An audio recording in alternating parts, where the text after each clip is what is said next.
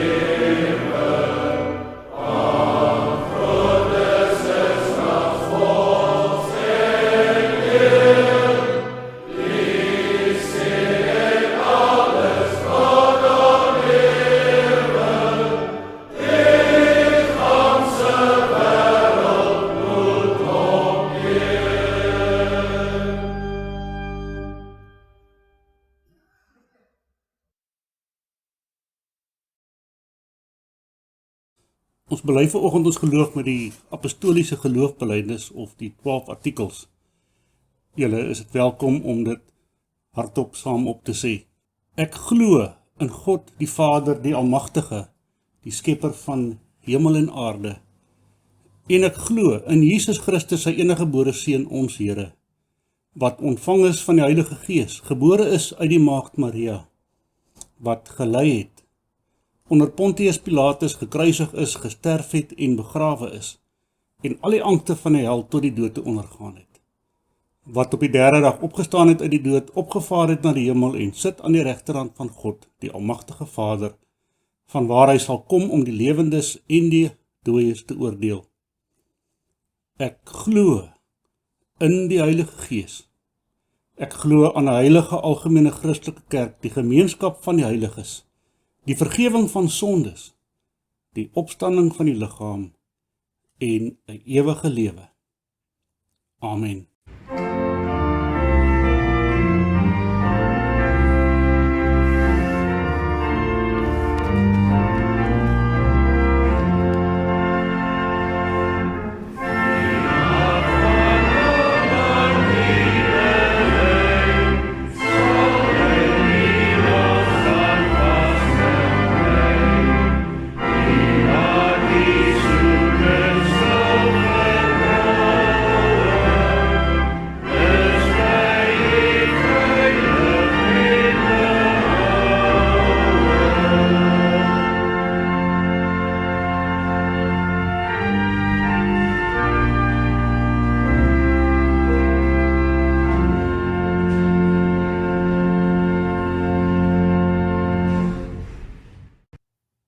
Ons luister vanoggend na die wet van die Here soos dit vir ons in Exodus 20 verse 1 tot 17 aangeteken is.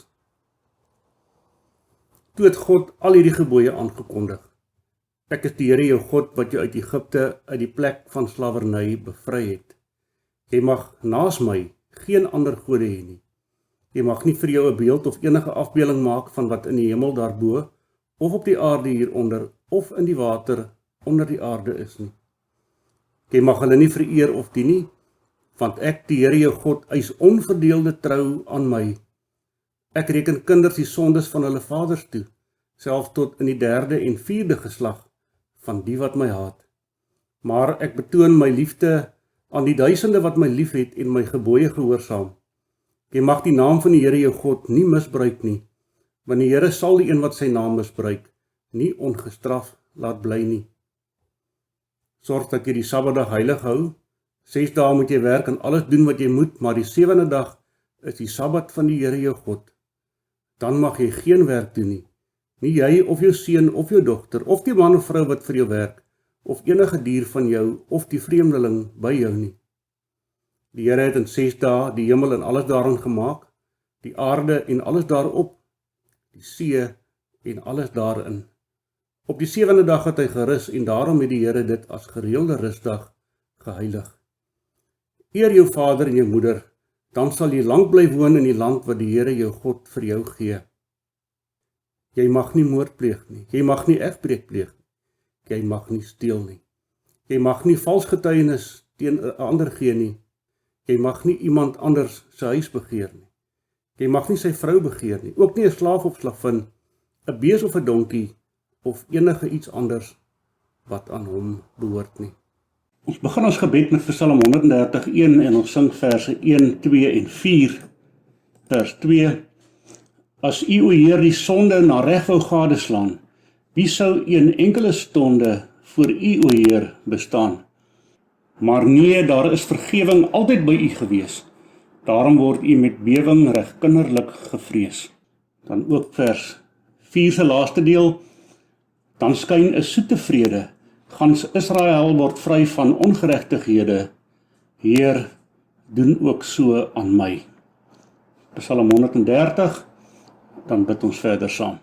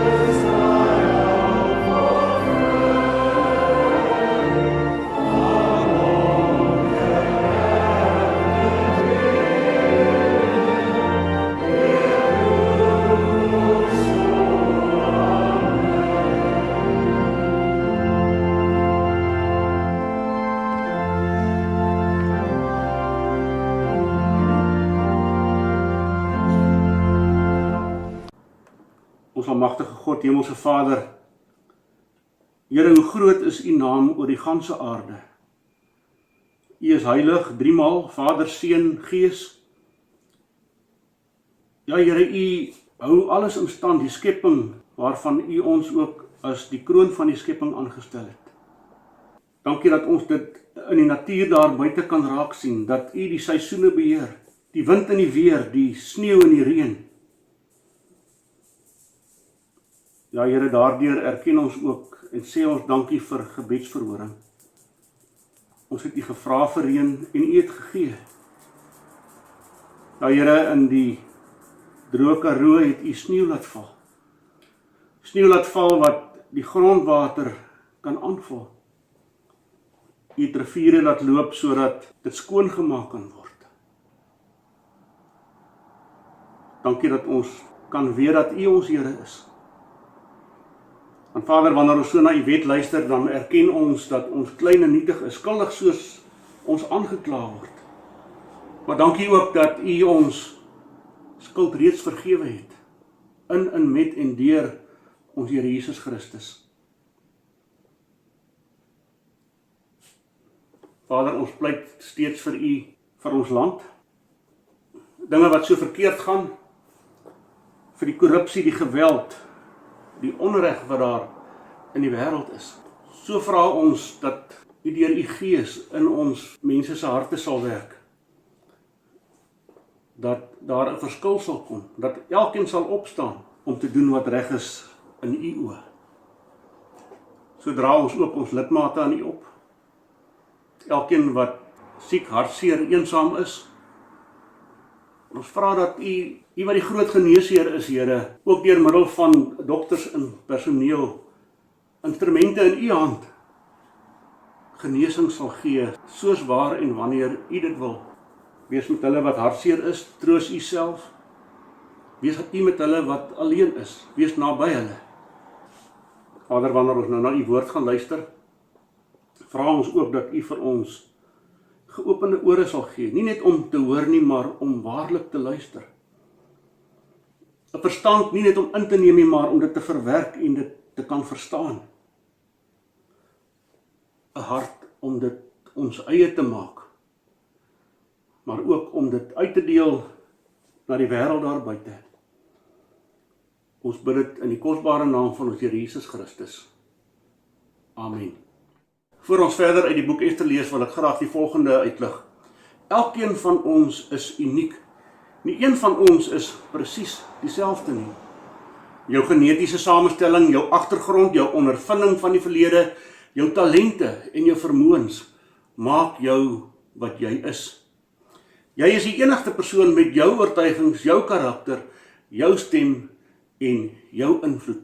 So is elkeen van ons uniek, spesiaal. Is dit dan moontlik dat net een mens 'n verskil in die wêreld se geskiedenis kan maak? Voor jy die antwoord gee, oorweeg eers die volgende. Geskiedenisboeke is vol manne en vroue wat 'n verskil gemaak het. Die groot geskiedenisboek, die Bybel, is ook vol van mans en vroue wat kort geskiedenis gemaak het en 'n groot verskil gemaak het in die wêreld. In so 'n mate dat die gang van die geskiedenis totaal verander het.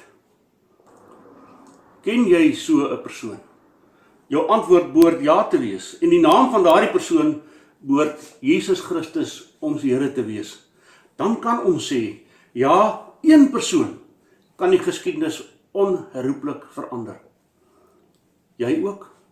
Maar die vraag is, hoe sal jy hulle vra? Kom ons luister verder na die geskiedenis van Ester, soos dit vir ons in hoofstuk 4 aangeteken is onder leiding van die Heilige Gees. En kom ons kyk of ons hieruit 'n antwoord kan kry. Kom ons luister verder na die geskiedenis soos dit vir ons in Ester 4 onder leiding van die Heilige Gees aangeteken is en kyk of ons hieruit 'n antwoord kan kry. Toe Mordegai hoor wat gebeur het, dit is nou wat ons verlede keer na geluister het hy sy klere geskeur en rouklere aangetrek en as op sy kop gegooi. Hy het deur die stad geloop en hard en bitterlik gekerm. So het hy tot by die poort van die paleis gegaan. Niemand kon met rouklere aan by die poort ingaan nie.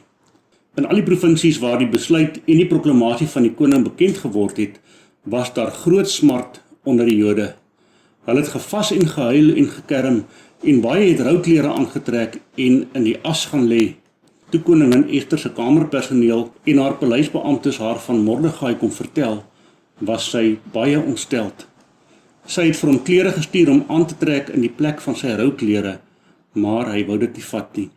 Ester roep toe vir Hatak, een van die koning se paleisbeamptes wat in haar diens was, en beveel hom om na Mordegai toe te gaan en uit te vind wat aangaan en waarom hy so maak. Hatak het na Mordegai toe gegaan op die stadsplein voor die poort van die paleis. Mordegai het hom alles vertel wat gebeur het, selfs van die presiese hoeveelheid silwer wat Haman onderneem het om aan die skatkis van die koning te lewer as hy die Jode mag doodmaak.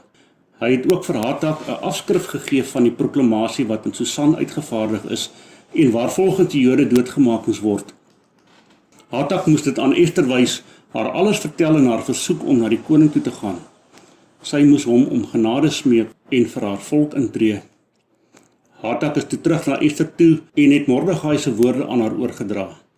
Sy het toe vir Hatak beveel om vir Mordegai te sê: Al die amptenare van die koning en die mense in die provinsies van die koning weet dat daar net een wet is vir enigeen, man of vrou, wat na die koning toe in die binneste voorhof gaan, as hy nie ontbied is nie, hy word sonder meer doodgemaak. Die enigste uitsondering is dat die koning sy goue scepter na so 'n persoon toe uitsteek, dan bly hy lewe. En dit is nou al 30 dae dat ek nie na die koning toe ontbied is nie. Die boodskap van Ester is aan Mordegai oorgedra, en hy het haar geantwoord: Moenie dink net jy van die al die Jode sal vrykom omdat jy in die koning se paleis is nie.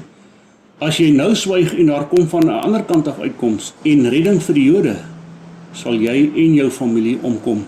Wie weet, miskien is dit juis met die oog op 'n tyd soos hierdie dat jy koningin geword het. Ester het toe vir Mordegai laat weet: Gaan maak al die Jode wat in Susan is bymekaar en vas ter wille van my. Julle moet 3 dae, dag en nag, niks eet en drink nie. Ek en my kamerpersoneel sal ook vas. Daarna sal ek na die koning toe gaan, al is dit teen die wet. As ek moet omkom, moet ek maar omkom. Mordegai is toe weg en het alles gedoen wat Ester hom beveel het. Tot hier die woord van ons Here.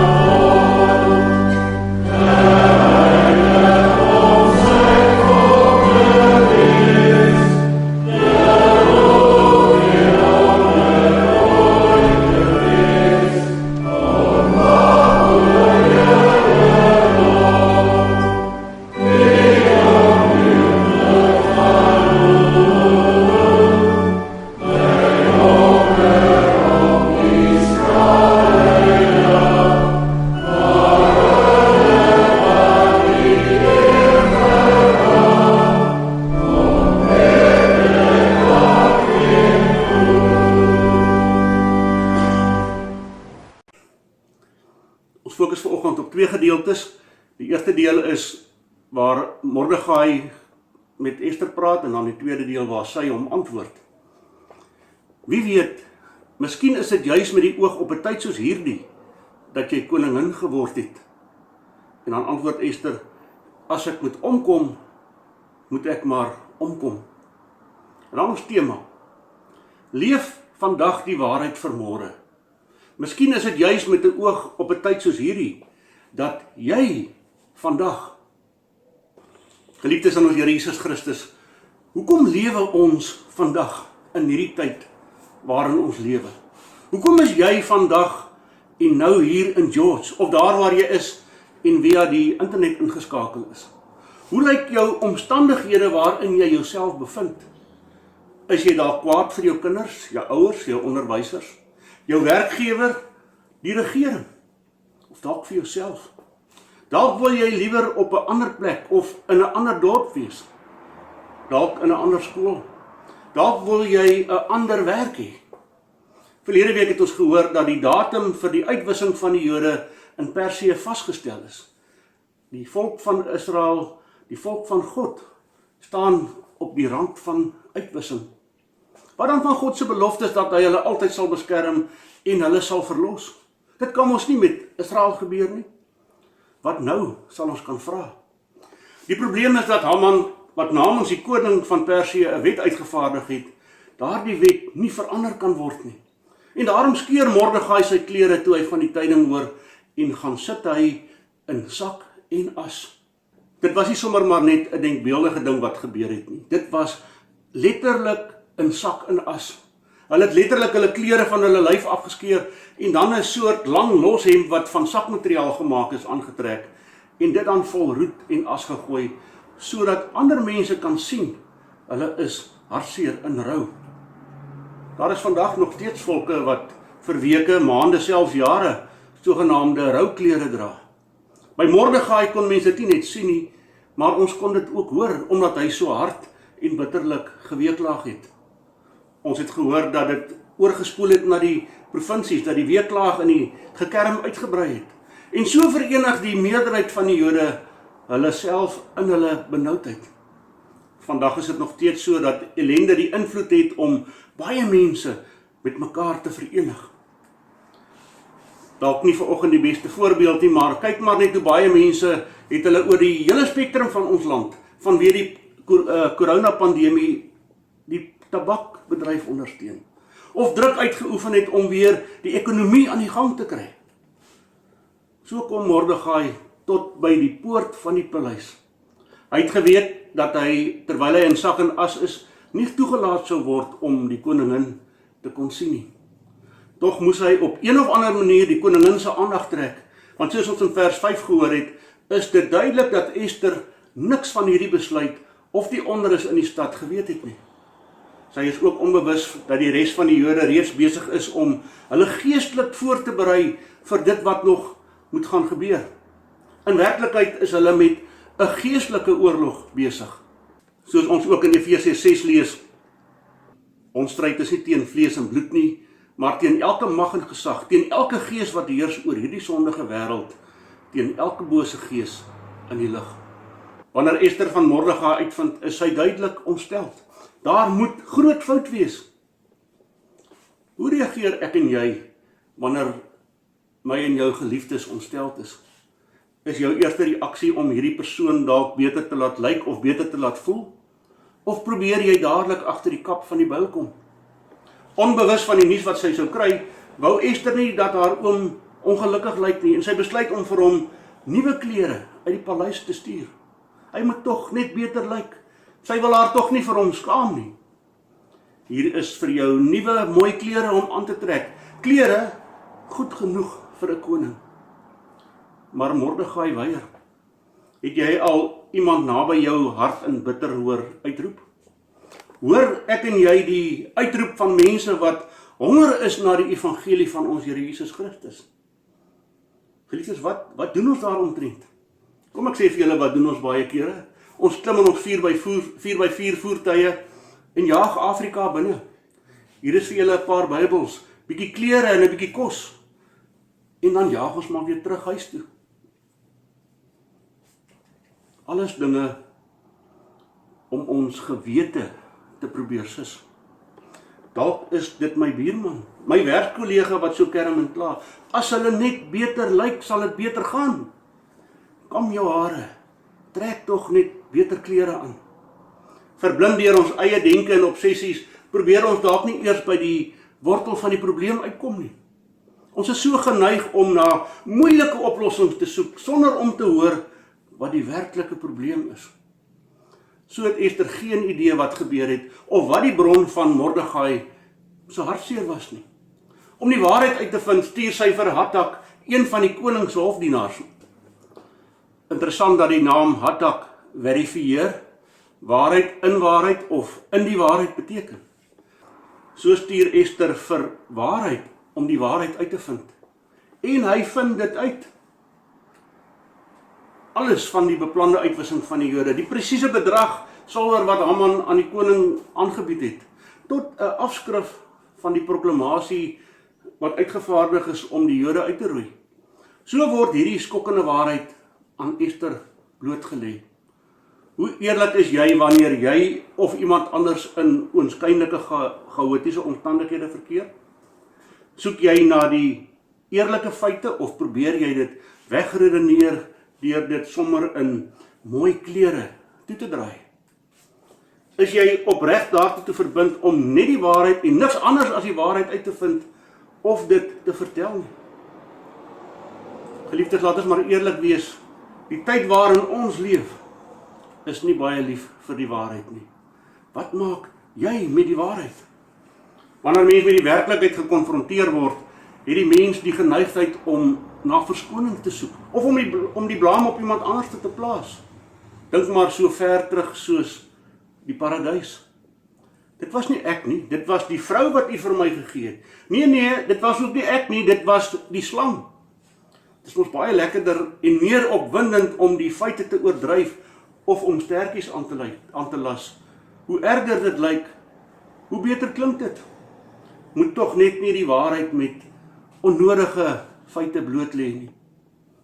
Wat dink julle sou gebeur het as Mordegai nie die volle waarheid vertel het nie?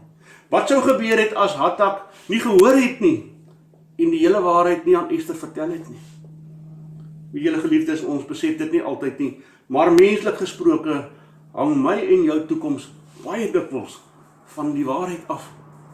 As ek met waarheid en eerlikheid my werk doen, is daar 'n groter kans dat ek bevordering sal kry, of selfs 'n beter werk sal kry. As ek en jy die waarheid leef, sal ons nie uitgevang kan word dat ek en jy dalk met 'n leuen saamleef nie. Wanneer jy die waarheid praat, hoef jy nooit iets anders te onthou nie. Met die leuen is dit soveel anders, want jy moet altyd onthou wat jy laas gelieg het. Ons weet tog wat die gevolg van die leuen is, die ewige dood. So moet Ester haar lewe op die spel plaas, want sy kon in daardie tyd net na die koning toe gaan as hy haar geroep het. Wanneer jy ongenooid by die koning sou opdaag, loop jy die risiko om doodgemaak te word. En Ester gebruik dit as verskoning. Daarvan het ons ook baie voorbeelde in die Bybel. Om maar een te noem, Moses. Toe die Here Moses opdrag gegee het om na die Farao toe te gaan en die volk uit Egipte te laat wegtrek, was sy verskoning dat hy nie kon praat nie, hy het gehakkel. Ester se verskoning is dat die koning vir haar in 30 dae nog nie ontbied het nie. En daarom twyfel sy. Daarom is sy so huiwerig om na die koning te gaan, want sy kon moontlik om die lewe gebring word. Ons moet ook in ag neem dat Ahasveros nog nie geweet het dat sy mooi koningin in werklikheid 'n Jodin is nie. En Ester het geweet, die koning weet dit nog nie. Onthou verder dat ons in hierdie geskiedenis voortdurend besig is met die bose wat die meesterplan van ons Here wil omverwerp. Ons moet ook onthou dat Mordegai die versinnebeelding is van iemand waarin en waardeur die Heilige Gees werk. So lei Mordegai haar vir Ester met sy optrede in dit wat sy moet doen. Met ons sal dit ook wys wees om ons met ons bekommernisse en beproewinge by die Here, by die Heilige Gees te gaan leiding soek. Leiding deur middel van gebed te vra, dat daar ingryping in ons probleme en bekommernisse kan kom, en dat God onsself deur sy Gees sal lei om versekering en rigting te kan kry oor dit wat ons moet doen. Dan doen Mordegai iets wat Ester se karakter toets. Moenie dink net jy van al die Jode sal vrykom omdat jy in die koning se paleis is nie. As jy nou swyg en daar kom van 'n ander kant af uitkoms en redding vir die Jode, sal jy en jou familie omkom. Wie weet, miskien is dit juis met die oog op 'n tyd soos hierdie dat jy koningin geword het. Mordegai maak Ester bewus van haar afkoms. Sy is net so Joods soos al die ander Jode wat om die lewe gebring gaan word. Gaan sy sterf deur Haman se bose plan? Of gaan sy sterf omdat sy voor die koning moet gaan verskyn? Wat Haman vir haar wil sê is dat sy nie toevallig as Jodin, as koningin van die Persiese ryk aangestel is nie. Sy moet net nie soos ons baie kere maak, skouers optrek en sê dat daar seker maar 'n doel met alles is en dan onverskillig bly voortleef nie. Sy moet besef dat sy in 'n bepaalde posisie geplaas is ter wille van ander mense om daardeur diensbaar aan God te wees. Soos ons ook vandag in die omstandighede waarin ons leef, nie per toeval nie, maar met 'n doel. En hierdie doel moet ons oordink, ook in die hier en die nou van ons lewens vandag. Hoekom gebeur hierdie dinge met my wat gebeur? Hoekom is my ouers of my onderwysers so mislik met my? Is daar 'n rede hoekom hierdie dinge met my gebeur? Was ek dalk ongehoorsaam aan die Here?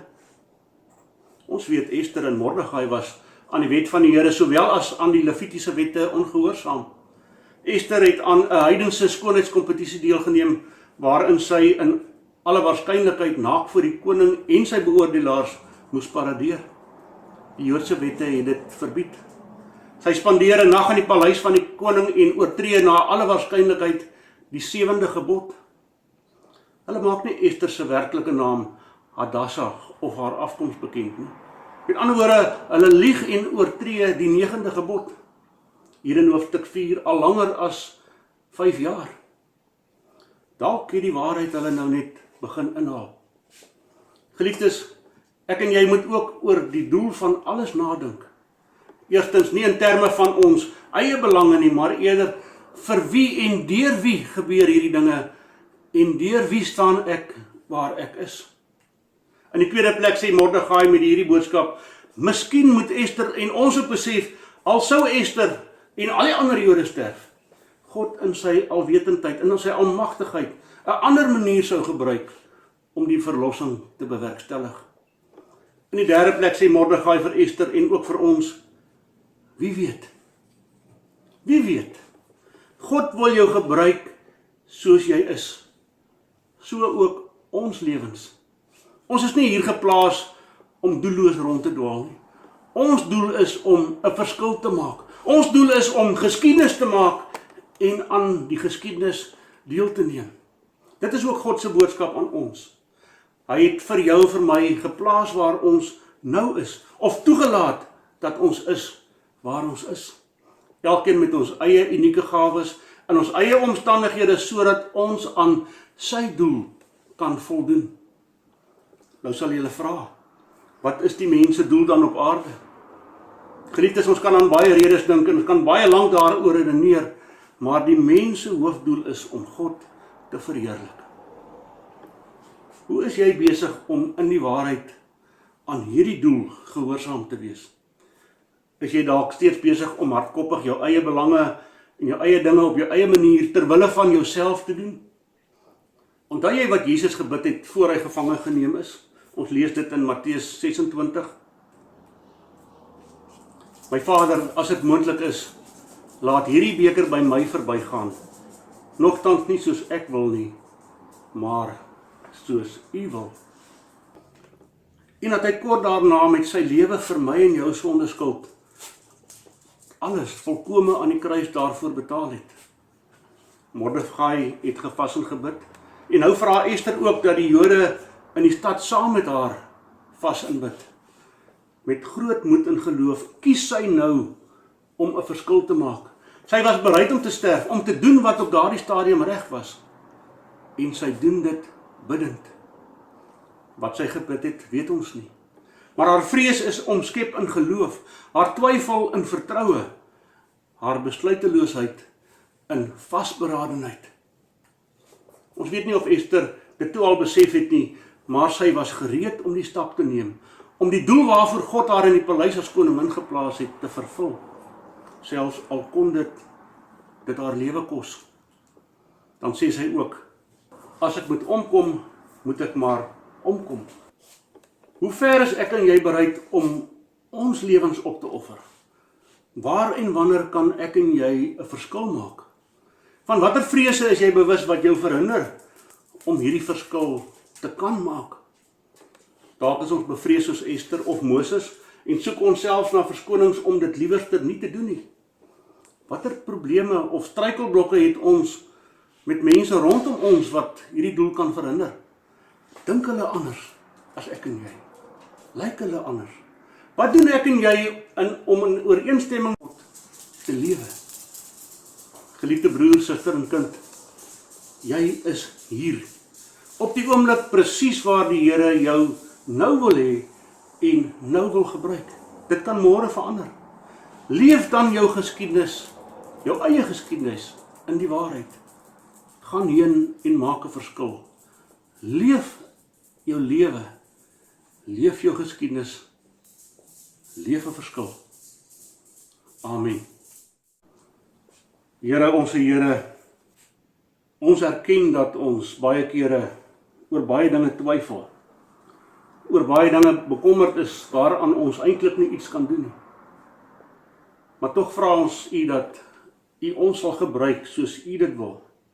Dat U ons in hierdie wêreld geplaas het, hier en waar ons nou elkeen is, om 'n verskil te maak.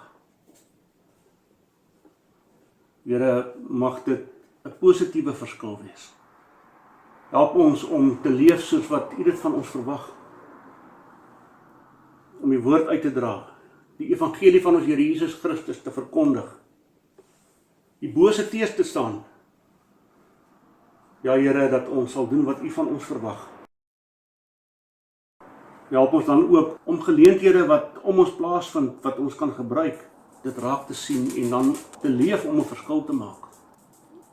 Wees hierdie week met elkeen van ons, waar ons by die werk is, by die huis is, of waar ook al, dat U ons daar sal gebruik, tot eer van U naam, tot uitbreiding van U koninkryk, tot beswil van mekaar vir die mensdom, om U as koning en Heer te verkondig.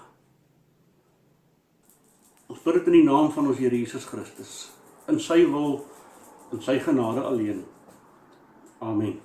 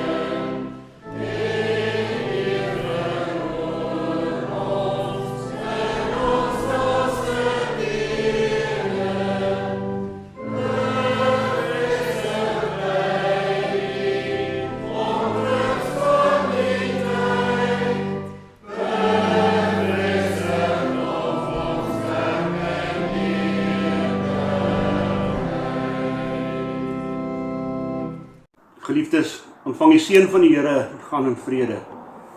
Die genade van ons Here Jesus Christus, die liefde van God ons Vader en die gemeenskap van die Heilige Gees is in en met en by julle elkeen tot in alle ewigheid.